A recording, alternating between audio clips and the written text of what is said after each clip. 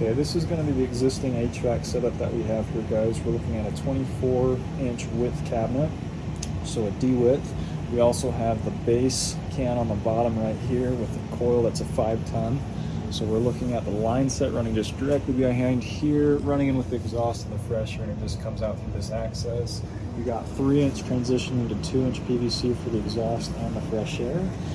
It is 120,000 BTU with a 5-ton fan setup. And then this guy is the big thing, that the only really big change that I'd look to make, just because this can kind of be a nuisance to kind of get the filter in and out. If we end up putting the PVC similar to this where it's on the right side, just because we want to make sure there's access for the coil, go ahead and get rid of this kind of setup for the filter and go ahead and put a filter rack right here. That way it's just a basically pull out, push in, pull out, really easy setup overall for that guy. This one, it's not an issue, and we're just going to have a little bit higher of the intake as well as the exhaust in this guy. Just go ahead and keep the existing setup. I don't think there's any reason to change it.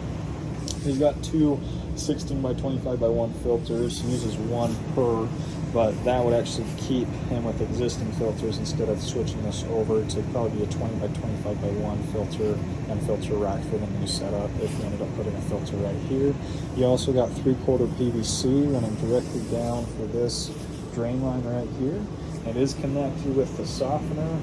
Not a fan of how the softeners actually ran, but we didn't do it. So it wouldn't hurt to actually clean that up a little bit too and make sure that it's not running directly into the floor drain because of the backup potential that they have. There's actually, I think, possibly a drain that we could run it through right here. You just have to have that fitting where it's about 1/2 inch or 1/4 inch off the side. We could just take care of that for him because not a fan of that. But that's kind of everything that I'm looking at overall. Mainly, we do have a 12 by 24 cold air return drop on this right side, which is perfect, and it's got a gigantic base can. So that's kind of everything that we're looking at here, guys.